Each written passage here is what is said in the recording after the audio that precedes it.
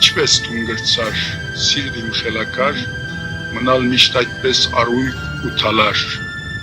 երբ իմ թևերուս և ուսիս վրա կսկամորերու թաթը երկաթյա։ Կուգանչիտ հզոր և դենչիտ անհակ, ես ինչպես ասնիմ, սիրտ իմ անարակ, կյանքը քեզ համար քարուն է հավետ, իսկ ես թևանցուկ երդամաշնան հետ։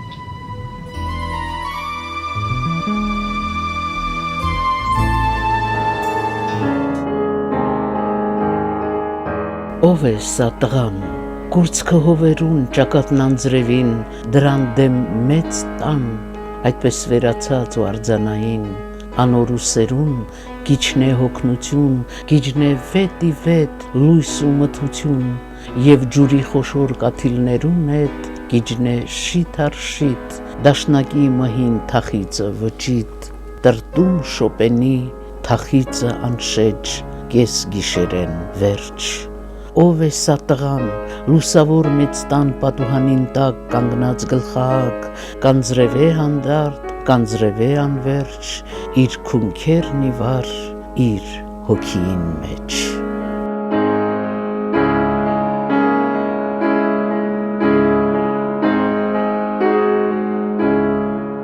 Ով է սա տղան, որ ուխտավորի կարոտով երկեց տուներու երգը, դաժան կյանքի դրոշմը լուսավոր ճակատին, ում աչքերի մեջ ամբողջ կյանքում այդպես էլ անթաքույց մնաց հայրենի տուն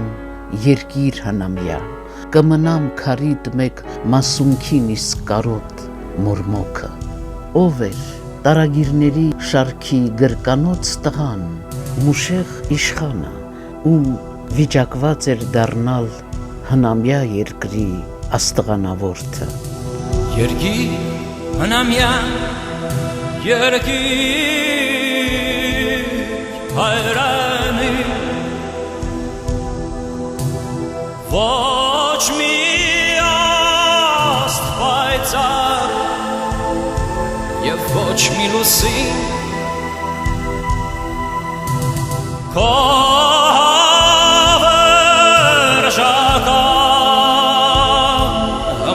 Չունը լեռներից այն կող ամպերից անդին Երկիր հնամյա, երկիր պապենի, քու կավետ շաղված մարմին ու հոգի, քու կողետ բուսած կյանքի բարունակ, ինչ եմ առանց քեզ, տարանջատ փոշի, միջոցեն արկախ անանուն խլյակ, երկիր հնամյա, երկիր սիրական։ Որքան էլ քեզնից ես ուրամ հեռու, որքան էլ օտար հողերում լինեմ,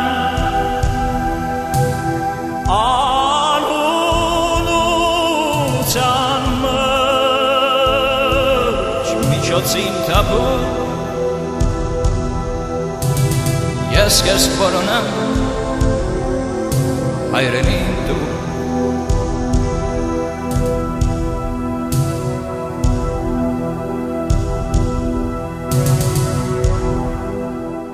Սփյուռքահայոց միջնաբերդ Լիբանան հասավ կյանքի տարուբերումները ճաշակելով։ Մանկություն չունեցող տղաքից մեկը, Մուշեղ Ջենտերեջյանը, Անկարայի նահանգի Սիվրիհիսար գյուղաքաղաքից։ Իսկապես, այսօր պատմության համար կարևոր չէ 1913-ին, թե 14-ին ծնվեց խոսքի ապագա սերմանողը։ Երկու դեպքում էլ աքսորի սարսափը պետք է բաժին հասներ իր սերնդին, և ճակատագրով ինքը պետք է դառնար Սփյուռքի բանաստեղծը, որ փոխանցեր Գողգոթան անցածների հույզերի զարկն ու տառապանքը։ Պարոն Դանիելյան, Մուշեղ իշխան այս խոսքը, այս անուն ազգանունը միանգամից մեզ հիշեցնում է Սփյուռքի գրականությունը Եվ շատ կարևոր է, որ 21-րդ դարի գրականագետը գնահատի նրա դերը Սփյուռքի գրականության պատմության մեջ, մանավանդ հայտնի է մեզ, որ իր ժամանակին, ասենք Հակոբ Կարապետյանը նրան կոչել է մերօրյա վերածնունդի մարդը կամ մեկ ուրիշը անվանել է գրական սյուներից մեկը։ Այսօր շարունակում է իր դերը կատարել Մուշեղ իշխանը, որպես բանաստեղծ, որպես թատերագիր, որպես հրապարակախոս, հայ գրող։ Հետաքրքիր հարց եք տալիս, եւ ես իբրև գրականության պատմաբան, որը տիրապետում է գրականության զարգացման փուլերին, մասնավորապես սփյուռքահայ գրականության վերջին, արդեն կարող ենք ասել 100 տարվա պատմության ճանաչողության սահմանները կարծես թե իմ մեջ եփել եմ ու գիտեմ, կարող եմ ասել հետևյալը. Մուշեղ իշխանը սփյուռքահայ գրականության մեջ հայ քննարկության խոշորագույն դեմքն է։ Եվ իբրև այդպիսին նա մրցակցում է իր ուսուցիչների հետ Վահան Տերյան, Վահան Թեքեյան եւ արձակում խոշորագույն քննարկակ Վազգեն Շուշանյան։ Մուշեղ իշխանը շատ անպատեհ ժամանակ եկավ։ Քննարկության մեջ թվում էր, թե ամեն ինչ ասված է, սպառված է։ Քննարկության մեջ այն էլ Տերյանից հետո նոր բան ասել հնարավոր չի։ Այնտեղ մենք ունենք գրողներ, որոնք իսկապես թույլ էին։ Նույնիսկ համաստեղի նման գերզգած բանաստեղծը զգում էր, որ ինքը արձակի մեջ է զորեղ։ Թեև ուներ հայու հոգին հրաշալի բանաստեղծությունը։ Ու այս պայմաններում գալ ու պարտադրել իր ոճը, գալ ու պարտադրել իր հոգեբանությունը, սա դժվարին գործ է։ Իսկ սփյուռքահայ հացումների մեջ էր, պատմական ճշմարտության,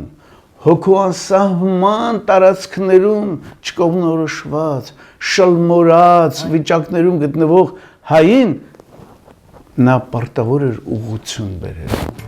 Հիշենք եւ մերը դարձնենք Հակոբ Կարապետյանի համոզմունքը։ Նկարագիր ունի Մուշեղ իշխանը, անհատականություն եւ դիմագիծ։ Ինքն է իր երգերի մեջ, հայությունն է, մարդն է իր երգերի մեջ, կյանքն է, բանաստեղծն է իր երգերի մեջ։ Գերիշխողը իր մոտ մարդկայնական գիծն է, այն է համամարտկային լարը, որը վշտահար է ու միաժամանակ ամոքիչ, առինքնող ու վարակիչ։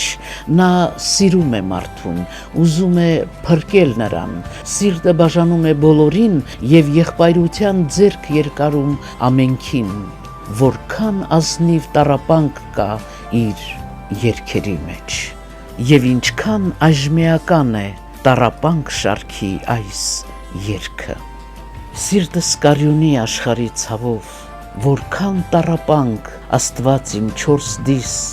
կյանքի դաշտերեն փչող ամեն հով հառաչ ու կսկից կզառնե դեմքիս, անմեղ զոհերու արյունով եռուն հողը ոտքիս տակ կմնա միշտ թաց, եւ նոր ոչիրներ իմ շուրջն ու հեռուն կծնին մարդիկ արյունով հարբած։ Աստված իմ որքան անարդար վճիր, ինչպես կարող եմ քար դնել խղճից, կյանքեր տևաբեկ և թշվառագիր, աշխարհի ծավով հիվանդ է հոգիս,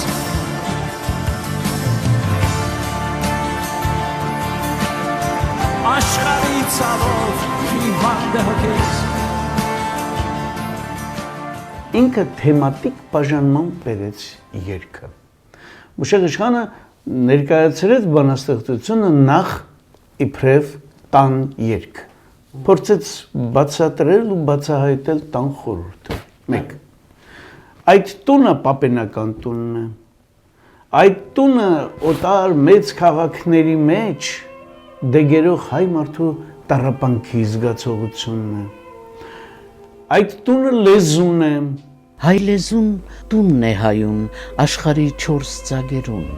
ուր կմտնե ամեն հայ իբրև տանտեր հարազատ, կստանա սեր ու սնունդ, սրտի հպարտ ցնծություն, եւ բորյանեն ու բուքեն հոն կմնա միշտ ազատ։ Այս բանաստեղծությունը իսկապես փոթորկում է բոլորիս հոգիները։ Այդ տունը ճշմարտության որոնումն է, դերևս մենք շատ հաճախ չենք ասում, բայց Մուշեղ իշխանը տան խորհուրդը գտնում է թումանյանական բանաձևերով էլ։ Թրջում է հոգիս, թրջում դեպի տուն։ Տունը բանաստեղծությունն է, այն ավազանը, որտեղ դու ստել չես կարող, ինքդ քո հոգու հետ ես, քո ճշմարտության հետ ու պարտավոր ես ոչ միայն քեզ համար այդ տունը բացահայտել, այլև քո ժողովրդի համար։ Եվ Սփյուռքը հայ պահողներից մեկը եղավ։ Այո։ Իր հերթին։ Չստելով երբեք։ Ես մի անգամից վերցնում ձեր խոսքը, հետևյալ ձևով, այ հոգին աներս սքանչելի բանաստեղծություն ունի։ Հիմա ինքը պարտավոր է իսկապես չստելու իր լսարանին եւ հայտարարելու, որ մեր բոլորիս հոգին այսօր աներազ է։ Եթե դուք երազում եք ձեր Հայաստանը, քո Հայաստանը, իր Հայաստանը, այդ երազը գոնե իրականացման իր ճանապարհներն այսօր ցույց չի տալիս։ Ինչ է հոգին աներազ։ Աստծո լուսեղ, տաճարին մեջտեղ յուղասպար կանթեղ։ Երբ փորձում ես վերլուծել ու գնահատել, քո աչքին գալիս են լուսավորչի կանթեղի խորհուրդները։ Յուղասպար կանթեղը ինքը բոլորովին նոր պատմական զարգացումների մեջ բեկված ճշմարտությունն է փորձում։ Վարդգել Թումանյանին եք հանգում, թե Թեքյանին էլ ինչու։ Թեքյանին։ Իհարկե։ Յուղասպար կանթեղ։ Լինելության յուղը սպառված է։ Այս իմաստով։ Բայց Աստուծո լուսեղ տաճարը Հայաստանն է։ Մուշեղ իշխանի խոսքը իր ռոմանտիզմի, իր ծայրահեղ ռոմանտիզմի մեջ ճշմարտության բեկվածությամբ, որ ոչ մեկ թրջուն կբերի գարուն։ Դուք ճիշտ դիտարկում արեցիք, որ ծրագրային դարձրեց իր գրականությունը եւ իր շատ բանաձևումներ դարձել են թևավոր խոսք այսօր։ Օրինակ այն, որ քիչ առաջ ես հիշեցի, ես ամենտեղ հայ եմ, բայց ամենտեղ հյուր եմ անկոչ։ Եվ այսինքն սրա մեջ տագնապն է, որ մինչ օրս էլ շարունակվում է Սփյուռքի տագնապը, այն ինչ որ դուք ասում եք, տունդարձի տագնապը։ Ճիշտ է։ Որ չի կայանում։ Արդեն հայ մամիկին աղոթքը, այո, կամ հայ լեզուն տունն է հայոց բանաստեղծությունը թևավոր արտահայտությունների մի ամբողջ շտեմարան է։ այո։ Սա Մուշեղ իշխանին դարձնում է իսկապես տան խորհրդի առաջնորդող բանաստեղծ։ Տան սերը բանաստեղծության մեջ կարող եմ այդ հանգամանքը, շեշտել եւ գիտեմ հիմա փուչ է ամեն սեր կեղծիքով տարապող սրտերու մեջ մարդկանց։ Միայն դու կյանքիս մեջ կմնաս գերիվեր, ով տան սեր, մեծ հրայք, ճշմարիտ ու անոնց։ Ճշմարիտ, որովհետև չկաս, բայց երազը ես ապրում եմ։ Իսկ այդ երազն էլ թվում է իսկապես փուչ է, մեծ սիրո դիմաց։ 1 տարեկան էր Մուշեղ իշխանը մոր գրկում, հետո հայրն իմաստուն մարդ էր, 18 թվականին մահացավ։ Բաժանում է երկու մեծ գերդաստանները։ Անուն կերթան ու կերթան։ Ինչպես է բաժանում։ Մեկ խումբը պետք է գնա Պոնտոսի ափով, մյուսը դեպի Լիբանան ճանապարհով։ Ընդ որում չի էլ թողնում, որ Մուշեղը, փոքրիկ Մուշեղը մոր հետ գնա։ Եվ բնության մեջ հետաքրքիր տարերային ճշմարտությունը բացվում է ցավի խորհրդով։ Ես չեմ գտնում ուրիշ մի բանաստեղծի, որ 37 տարի մորից տարանջատ ապրած լինի մինչև 62 թիվը։ Մայրը Հայաստանում է։ Այստեղ երեխաները, ընդ որում Գևորգը, Հուշիկը, մոր հետ միասին։ Ջենտերեջյանները։ Սփյուռքահայ ուսուցիչների առաջին դասընթացին Մուշեղը եղավ, 62 դասընթացին, 79-ին էլ եղավ, երկու անգամ։ Ինչու գրեց ես Մասիսը չտեսա։ Ես Մասիսը չտեսամ, փիլիսոփայական խորհուրդ ունի իր մեջ։ դա սփյուռքահայի, հավաքական սփյուռքահայի խոսքն է։ Մասիսը չտեսա հասկացությունը ունի իր մեջ ճանաչողական մեծ արժեք։ Ես Հայաստանը չապրեցի։ Ես հայ ոգու մեջ ուզում եմ մտնել, դուրս փակ է, երթ ու փականք կասեր Մուշեղ իշխանը։ Չկա։ Մասիսը չտեսնելը նշանակում է գրական երթի մեջ չեմ, իբրև հայ, հայության երթի մեջ չեմ։ Որտեղ եմ, ցավոցերիվ, ճանապարհների վրա, մեծ ցավ է, եւ հիմա ասենք մենք հալեպահայության վիճակը խորն ենք, չէ՞ պատկերացնում։ Հիմա երբ հալեպահայ բանաստեղծը կամ գրողը ասի, ես Մասիսը չեմ տեսնում, Մասիսին եմ նայելով, իհարկե դրա իրավունքն ունի, որովհետև ողբերգություն է, որ ապրում է ինքը։ Եվ Մասիսը իրեն զորավիք չէ։ Այս խնդիրները կան։ Էլ ինչ տեսա աշխարհում, երբ Մասիսը չտեսա։ Ինչ իսկապես տառապան։ Խոր տողեր ունի։ Մեկ էլ Մուշեղ իշխան քաղաքացին է, ինչ շատ գրավում է, իսկ ուզենայի այդ մասին էլ խոսել։ Նախ նա 41-ից 51 թվականները կամ 42-ից 52 թվականները, ոնց կուզեք ձևափոխեք, ինքը ազդակ թերթի խմբագիրն էր։ Դաշնակցության համեստ մշակերն է։ Եվ շատը դրանից էր վախենում, որովհետև այնտեղ դաշնակցական վերաբերմունքն էր Հայաստանին նկատմամբ, եւ Մուշեղ իշխանը պատասխանատու հայտարարություններ պիտի կատարեր իբրև խմբագիր։ Բայց հայացքը միշտ այստեղ իրեններին վնաս չի տալու։ 1946 թվականին նա եւ Անդրանիկ Ծառուկյանը Գևորգ Աբովի վրա խիստ զայրացել էին։ Դաշնակցությանը հայհոյել էր դանակը բկին հայտնի գործը եւ Աբովը արևելահայերենով գրված իր ստեղծագործությամբ ստացավ նույնպիսի արևելահայերենով դաժան հակախարված Անդրանիկ Ծառուկյանից թուղթ տար Երևանը։ Թուղթ տար Երևան։ Գիտենք այդ գործը եւ արևելահայերենով գրված։ Իսկ նա կատարում էր պետական պատվերը, խորհրդային պատվերը։ Մուշեղ իշխանը արևմտահայերենով պատասխանեց Հայաստան պոեմով։ Ինչ թվական էր, 46 թվական, ընդհանուր ցնծություն, ուրախություն, վերջապես հիտլերյան Գերմանիան ծնկի եկել, դրոշները ջարդվում են Կարմիր հրապարակում գերմանական վերմախտի դրոշները եւ այլն, ինչ լավ է, դե գնանք, ներգաղթն է սկսվել։ Այդ ընդհանուր ոգևորության մեջ Մուշեղ իշխանը սառը ցնցուղ է բերում Հայաստան։ Ինչ ես, իրոք հիմա դուն։ Շրջում ոգի թե խորարմատ գոյություն։ Ես իբրև բանասած չեմ կարողանում հիմա բացահայտել ճշմարտությունը։ Երկի կտոր, հին հեքիաթ, իմ աչքերուս դեմ շողացող վառ տեսիլք, ծփում պատկեր կամ խնկաբույր մագաղատ, հանդերձյալի թե այս կյանքի հայրենիք։ Ինքը ճշտելու բաներ ուներ։ Ինքը դեռևս այո, այս Հայաստանից, հանդերձյալ կյանքի Հայաստանից, անցյալի Հայաստանից, խորարմատ էությունը մերժած Հայաստանից, խորհրդային գաղափարախոսությունն ընդունած Հայաստանից հրաժարվում է Մուշեղ իշխանը։ Սա է նրա քաղաքացի լինելու կերպը։ Եվ մենք չենք կարող սա չընդգծել։ Հայաստան պոեմը շարաչուն ապտակ էր։ Եվ ինքը ճիշտ էր։ Եվ ինքը ճիշտ էր։ Դրա համար էլ իրեն շատ հայհոյեցին, դրա համար էլ ինքը իսկապես իր հարազատներին վտանգեց, բայց երբ ստացավ իմ հոգիս մրգահասի լիություն, ինչպես պտուղը ծառին եւ անոր չափ մեղրահամ, զոհաբերման սեղանին ամառնային դաշտերուն,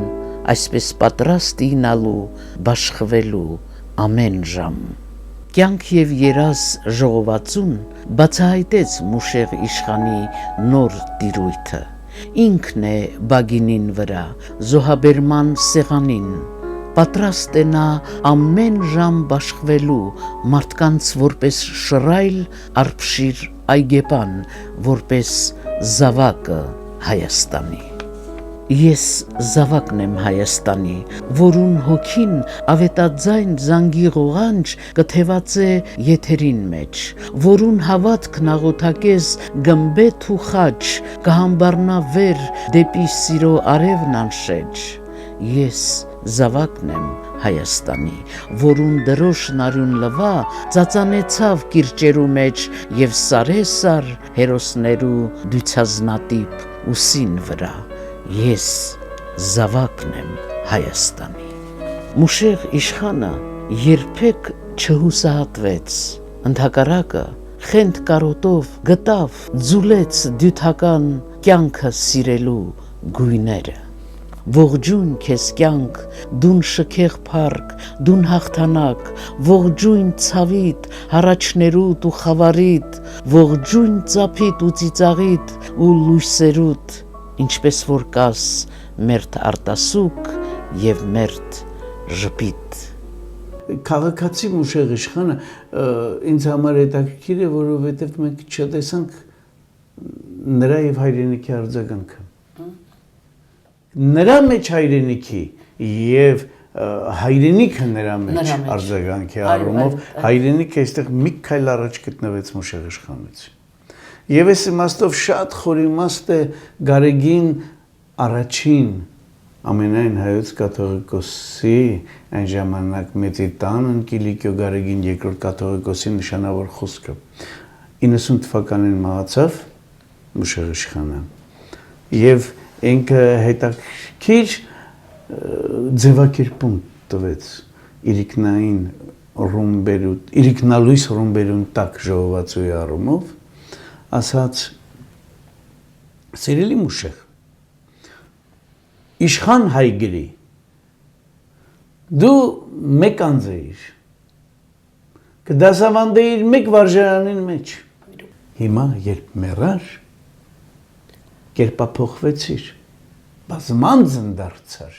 հիմա այլևս քո հազարն է, դու բոլոր վարժարաններուն մեջ կդասավանդես, նաև հայրենիքիդ Հայաստանիդ մեջ, և իսկապես նրա մահը Հայաստանի մեջ մուտք գործելու բանաստեղծական արտոնագիրն էր, հենց նույն 1990 թվականին Երևանում Վազգեն Գաբրիելյանի և Գեղամ Սևանի անմիջական ջանքերով դեռ մեկ տարի կար, որ Գեղամ Սևանը մահաներ, լույս տեսավ Մուշեղ իշխանի ամբողջական երկեր ժողովածում։ Չտեսավ ինքը այդ գիրքը։ Իսկ ինչ վերաբերում է արձակին, իսկապես Մուշեղ իշխանը այսօր էլ պետք է ասել, Լևոն Վարդանն էլ գրել է նրա արձակի մասին, առանցին գիրք, պատմաբան էր, բանաստեղծ և փաստորեն գրականագետ, Մուշեղ իշխան արձակագիրը կարծես թե չի էլ զիջում Մուշեղ իշխան բանաստեղծին, գոնե հավասար ներկայություն, մրցակցություն ապահովում է։ Ես նկատի ունեմ հացի և լույսի համար, հացի և սիրո համար գործերը, մնաց բարով մանկությունը, ես կարող եմ ներկայացնել սպասում փառքի, սպասում բախտի, բայց դրանց մեջ լավագույնը սպասում սիրո, ստեղծագործությունը վիպակների շարք։ Մուշեղ իշխանը ուներ մի որոշակի տեսիլ, դա առաջին հերթին վերաբերում էր սիրուն, ես սիրերգակ Մուշեղ իշխանին ժամանակ էլ չունեցա ներկայացնելու, սիրերգակ Մուշեղ իշխանը ուներ իր պատվանդանը, այնտեղ իր անմատչելի էակն էր, փրփրադես, սիրո դաշտով, իշենք առաջին սերը, երբ կխոր հիմքու վրա բանաստեղծությունները, Եվ շատ հետաքրքիր է նաև թատերագիր Մուշեղ իշխանը, մանավանդ Կիլիկիո արքան, այդ երազը, այդ տեսիլքը։ Այո, երազի և կյանքի հակադրության խորհուրդն էր, այո, այդ գործը լավագույնս ներկայացրեց արդեն լուսահոգի Արտաշես Հովհաննիսյանը, Նորք թատրոնը, այո, 2-3 անգամ գնացինք դա տեսնելու, իհարկե, Մուշեղ իշխանը շատ բան տեսնում էր, խնդրի միայն էքսպերիմենտալի։ Իսկապես խենթ պիտի լինել այդպիսի գործ գրելու համ, և խենթերի մասին։ Այո, խենթություն չէր արդյոք, բայց եւ ինչ իմաստնություն, որ իշխանության կարգին հեծած գալիս է մեզ տանելու դեպի անկախության ճանապարհով։ Թագավորի գահն է սպասում։ Լևոնների դինաստիան հարստությունը փաստորեն շարունակական էր։ Էս էր ընդգծել։ Հայոց թագավորությունների դինաստիան։ Այո։ Մուշեղ իշխանը ամբողջությամբ ուսուցիչ էր։ Մանկավարժ։ Ուրեմն ինքը 1930 թվականին Դամասկոսից հետո երբ փորձում է գտնել իր գոյության կերպերը, ճանապարհը փնտրում, իրեն գտնում է Կիպրոսում։ Իր համար մեծագույն ուսուցիչը Հակոբ Օշականն է։ Հակոբ Օշականի սուր, գիրտ զրույցները գրականության ճշմարտի մասին, ինքը նույն ուսուցիչներս գրքում ցույց է տալիս, թե ինչպես էր Հակոբ Օշականը մոտենում գրականության հիմնահարցերին, ինչպես էր այս պատանիների մեջ ինքը փորձում գտնել վաղվա գրական հեվքը, ինչ էր փորձում ինքը բացահայտել, ասենք, Ռուբեն Զարդարյանի զարկված որսորդը պատմվածքը երբ կարդալ էր տալիս Մուշեղ իշխանին։ Հետաքրքիր երևույթներ են սրանք, որոնք պատմում է Մուշեղ իշխանը արցունքով, պատմում է արդեն շատ ավելի ուշ, երբ կորցրել է իր ուսուցչին։ Սփյուռքի մեջ ես եղա այն քիչերեն, որոնք բախտը ունեցան հայրենի շունչն ու ոգին անձնավորող քանիմը, ականավոր դեմքերու մտերմությունը վայելելու կամ իբրև աշակերտ, կամ իբրև կրտսեր բարեկամ։ Ես աշխատած եմ քանիմը հիմնական գիծերով վերստեղծել տաղանդավոր այդ անձերուն կենթանագիրը այնպես, ինչպես որ ճանցցած եմ զիրենք։ Անոնցմե 5-ը Հակոբ Օշական, Լևոն Շանտ, Նիկոլ Աղբալյան, Նիկողայոս Ադոնց եւ մասամբ նաեւ Կոստան Զարյան եղած են ուսուցիչներս, ուղակի իրենց կպարտի մտավոր եւ հոգեկան դաստիարակությունս։ Մյուս երկուքը թեև դաշ չեն ավանդած ինձի, բայց անոնցմե մեկը Սիմոն Վրացյան գաղափարական գլխավոր դաստիարակներեն է մեր սերունդին, իսկ Վահան Թեքեյան բանաստեղծական արվեստի ներշնչողը։ 1938 թվականին Մուշեղ իշխանը հայտնվեց Բրյուսելում եւ Նիկողայոս Ադոնցի մոտ դարձավ աշակերտ, բայց արդեն մոտավորապես մեր բառով աշակերտ կրծեր զինակից իմաստով։ 2 տարի իմ ուսուցիչներս գրքում ինքը հետաքրքիր մի դրվագ է պատմում 1940 թվականն է։ Մուշեղ իշխանը որոշել է հայ ուրիշ ուսանողների հետ միասին լքել հիտլերյան կռիվների հրդեհի մեջ փոթորկող այս քաղաքը եւ վերադառնալ իր խաղաղ տունը Հանգրվանը, Լիբանան։ Բայց պարտք է համարում այցելել մենակ մնացած Ադոնցին, խոշոր գիտնականին, բյուզանդագետին։ Եվ ասում է հետևյալը, տեսավ գրքերի մեջ Ադոնցը աշխատում է։ 40 թվականն է, մայիսի 14-ը։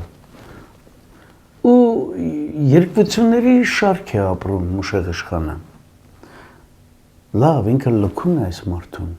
ու գնում։ Բայց ինքը երիտասարդ է, ինքը ճանապարհ ունի անցնելի, պատրաստ է նրա ձեռագրերը տանել, փրկել, եթե խնդիր է, նա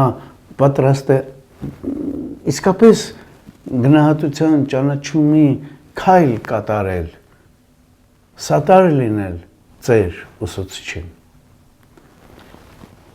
Հետաքրքիր պատասխան է տալիս Ադոնցը, ասում է, գնա, ես ծեր մարդ եմ, ինձ գերմանացին ինչ պիտի անի որ։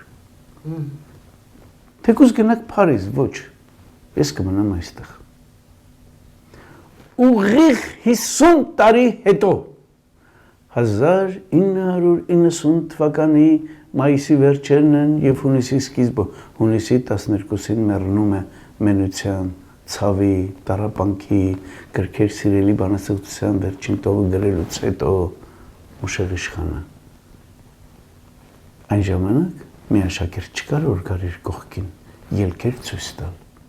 Այսինքն նա ապրում է երկու մահեր, մեկը մտովի ուսուցչի մահը, մյուսը իր մահը, արդեն իբրև այն ուսուցիչը, որն իրեն սովորեցրեց ապրելու եւ մեռնելու կամ արվեստը կամ ճշմարտությունը։ Տառապանքի խոր